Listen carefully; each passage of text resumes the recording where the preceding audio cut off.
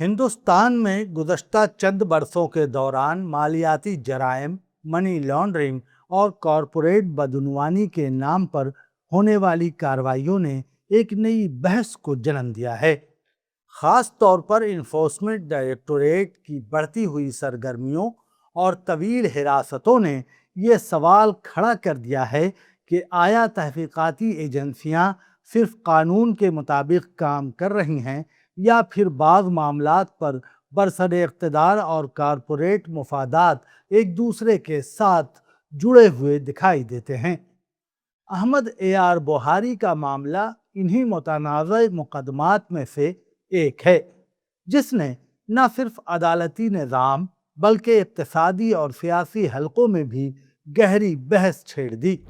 احمد بوہاری جنوبی ہندوستان کے معروف صنعت کار تھے، جنہوں نے کوسٹل انرجن پرائیویٹ لمیٹڈ اور کوسٹل انرجی پرائیویٹ لمیٹڈ کے نام سے توانائی کے شعبے میں ایک بڑا صنعتی نیٹ ورک قائم کیا۔ ان کی کمپنی نے تمل ناڈو کے توتیکورن میں تقریباً 1200 میگا واٹ صلاحیت کا ایک بڑا تھرمل پاور پلانٹ تعمیر کیا تھا، جسے جنوبی ہندوستان کے ایک اہم نجی پاور پروجیکٹس میں شمار کیا جاتا تھا۔ اس منصوبے کو نہ صرف توانائی کے میدان میں ایک بڑی سرمایہ کاری سمجھا جاتا تھا، بلکہ یہ تمل ناڈو اور اطراف کے علاقوں میں بجلی کی ضروریات پوری کرنے میں بھی اہم کردار ادا کر رہا تھا۔ لیکن چند برسوں بعد یہی کمپنی ایک بڑے قانونی بحران میں پھنس گئی۔ کوئلہ منی لانڈرنگ اور ای ڈی کی کارروائی سال 2022 میں انفورسمنٹ ڈائریکٹوریٹ نے احمد بوہاری کو منی لانڈرنگ کے ایک بڑے مقدمے میں گرفتار کر لیا۔ یہ مقدمہ مبینہ طور پر سرکاری اداروں کو کم معیار کا کوئلہ زیادہ قیمت پر فروخت کرنے سے متعلق تھا۔ ای ڈی کے مطابق کمپنی نے اعلیٰ معیار کے کوئلے کے نام پر کم معیار کا کوئلہ سپلائی کیا، جعلی سرٹیفکیٹس استعمال کیے اور اس عمل کے ذریعے تقریباً 564 کروڑ روپے سے زائد کا ناجائز منافع حاصل کیا۔ تحقیقات میں یہ دعویٰ بھی کیا گیا کہ اس رقم کو مختلف غیر ملکی کمپنیوں، خاص طور پر دبئی، موریشس اور برٹش ورجن آئی لینڈز کے ذریعے منتقل کر کے دوبارہ ہندوستان میں سرمایہ کاری کی گئی۔ اس معاملے کی بنیاد سی بی آئی کی ایف آئی آر پر رکھی گئی، جبکہ ڈائریکٹوریٹ آف ریونیو انٹیلیجنس یعنی DRI بھی اس کی جانچ کر رہا تھا۔ مارچ 2022 میں احمد بوہاری کو گرفتار کر لیا گیا۔ اس کے بعد ان کی متعدد ضمانت کی درخواستیں مسترد ہوئیں، حتیٰ کہ مدراس ہائی کورٹ نے بھی ابتدائی مرحلے میں انہیں راحت دینے سے انکار کر دیا۔ یہ اس مقدمے کا سب سے متنازع پہلو احمد بوہاری کا تقریباً 31 ماہ جیل میں رہنا ہے، لیکن اس دوران مقدمے کی رفتار غیر معمولی طور پر سست رہی۔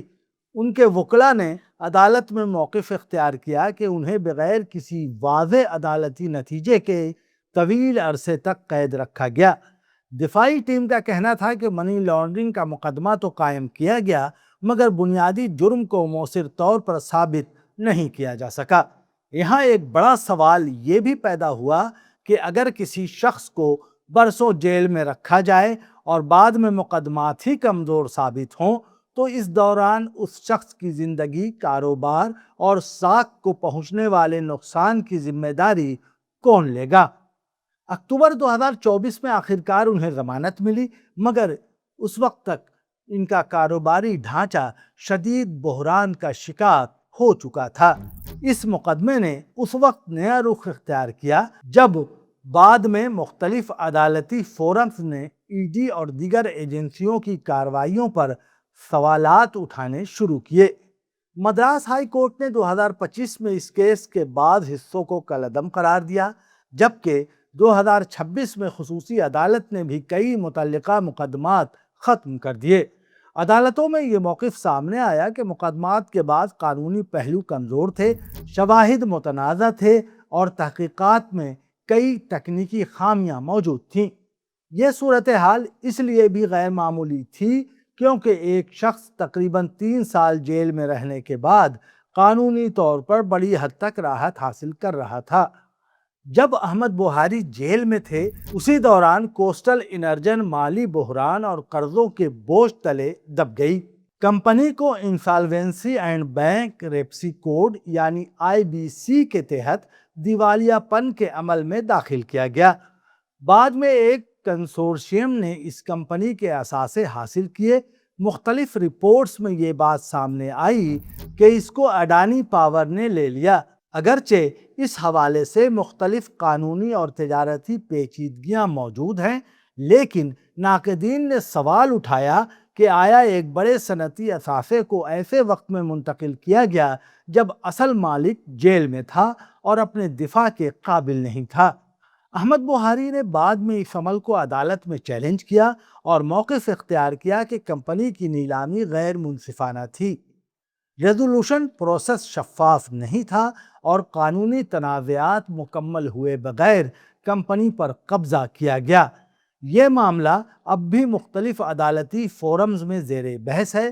یہ مقدمہ صرف ایک صنعت کار یا ایک کمپنی تک محدود نہیں رہا، بلکہ اس نے ہندوستان میں ED کے کردار پر ایک بڑی بحث چھیڑ دی۔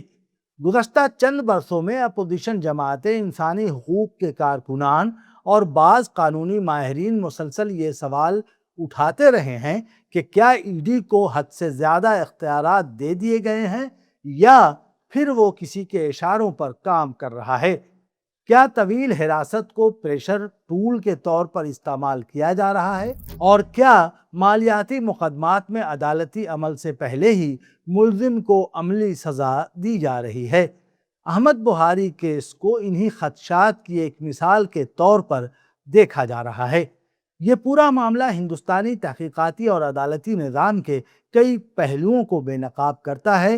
ایک طرف حکومتی ادارے دعویٰ کرتے ہیں کہ وہ بدعنوانی اور مالی جرائم کے خلاف کارروائی کر رہے ہیں، لیکن دوسری طرف جب برسوں کی حراست کے بعد مقدمات کمزور پڑنے لگیں تو انصاف، شفافیت اور ریاستی طاقت کے استعمال پر سوالات اٹھنا فطری ہو جاتے ہیں۔ یہ بھی حقیقت ہے کہ ہندوستان میں کارپوریٹ دنیا اور سیاسی طاقت کے تعلقات ہمیشہ سے زیر بحث رہے ہیں۔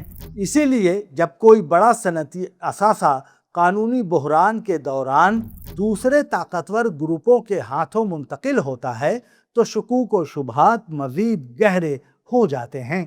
احمد بخاری کا معاملہ صرف ایک منی لانڈرنگ کیس نہیں، بلکہ موجودہ ہندوستان میں طاقت، سرمایہ، تحقیقاتی اداروں اور عدالتی عمل کے درمیان تعلقات کی ایک پیچیدہ تصویر پیش کرتا ہے۔ ایک شخص جس نے ہزاروں کروڑ روپے کی توانائی کمپنی قائم کی، وہ برسوں جیل میں رہتا ہے، اس کی کمپنی بکھر جاتی ہے، اثاثے منتقل ہو جاتے ہیں اور پھر بعد میں عدالتیں مقدمات پر سوالات اٹھانے لگتی ہیں۔ یہ صورتحال اس بنیادی سوال کو جنم دیتی ہے کہ اگر کسی شہری کو برسوں قید رکھنے کے بعد مقدمات ہی کمزور ثابت ہوں تو کیا صرف قانونی بریت کافی ہے، یا پھر ایسے مقدمات ہندوستان کے جمہوری اور عدالتی ڈھانچے پر بھی ایک گہرا سوالیہ نشان چھوڑ جاتے ہیں؟